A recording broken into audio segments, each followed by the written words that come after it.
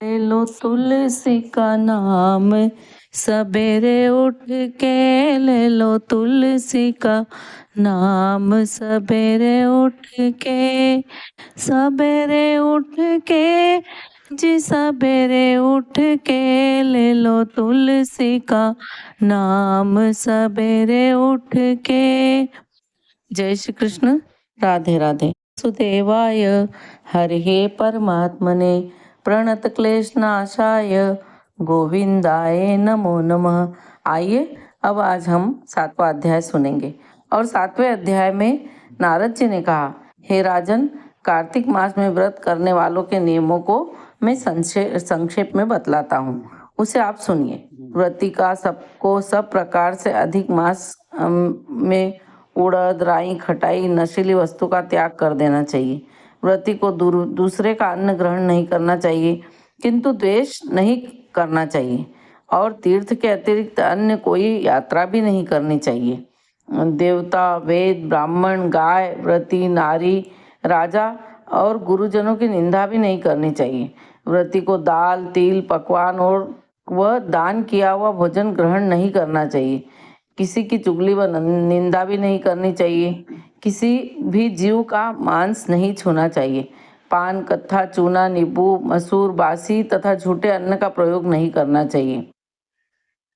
गाय, बकरी और भैंस के अतिरिक्त अन्य किसी पशु का दूध नहीं पीना चाहिए। कांस्य के पात्र में रखा हुआ पंचगव्य, बहुत छोटे घड़े का पानी तथा केवल अपने ही लिए पका हुआ अन्न प्रयोग नहीं करना चाहिए।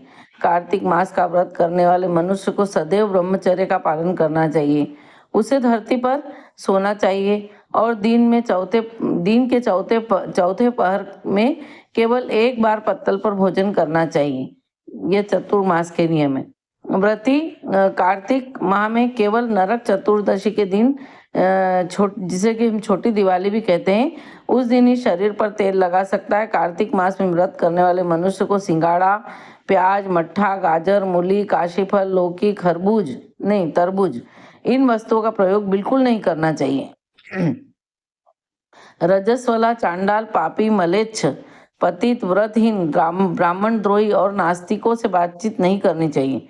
भगवान विष्णु को प्रसन्न करने के लिए अपनी शक्ति के अनुसार चंद्रायण का व्रत करना चाहिए और अतिरिक्त नियमों का पालन करना चाहिए। व्रती को प्रतिपदा को कुमड़ा, द्वितीया को कटहल, तृतीया को तरुणी स्त्री और चतुर्थी को मूली, पंचमी को बेल, षष्ठी को तरबूज, सप्तमी को आंवला, अष्टमी को नारियल, नवमी को मूली, दसवीं को लौकी, एकादशी को परवल, द्वादशी को बेर और त्रयोदशी को मट्ठा, चतुर्दशी को गाजर और पूर्णिमा को शाक का प्रयोग नहीं करना चाहिए। अर्थात यह जो 15 दिन में, मतलब कोई सी भी जो तिथियां रहती है पहली से लगाकर पूरे 15 दिन की, उन तिथियों में किस दिन हमको क्या नहीं खाना चाहिए यह बताया है। रविवार को आंवले का प्रयोग नहीं करना चाहिए। कार्तिक मास में व्रत करने वाला मनुष्य यदि इन शाकों में से किसी शाक का सेवन करना चाहे तो पहले ब्राह्मण को दे, फिर ग्रहण करे। यही विधान माघ मास के व्रत के नियम के भी होते हैं। देवोत्थानी एकादशी से पहले कही गई विधि के अनुसार नृत्य, जागरण, गायन, वादन आदि करना चाहिए। इसको विधि पूर्वक करने वाले मनुष्य को देखकर यमदूत जैसे ऐसे भाग जाते हैं जैसे शेर की गर्जना से हाथी भाग जाते हैं। कार्तिक माह का व्रत सभी व्रतों में श्रेष्ठ है। इसके अतिरिक्त जितने भी व्रत, यज्ञ और हजार की संख्या में किए जाने पर भी उसकी तुलना नहीं कर सकते, क्योंकि यज्ञ करने वाले मनुष्य को सीधा वैकुंठ की प्राप्ति होती है।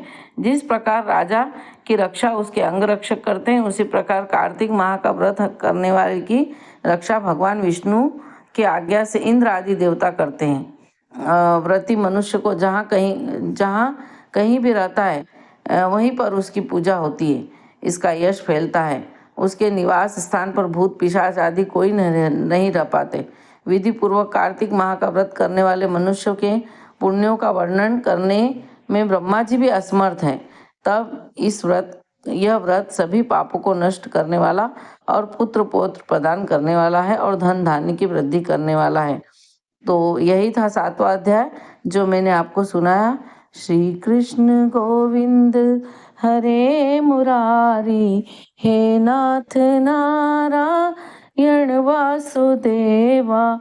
श्री कृष्ण गोविंद हरे मुरारी, हे नाथ नारायण वासुदेवा।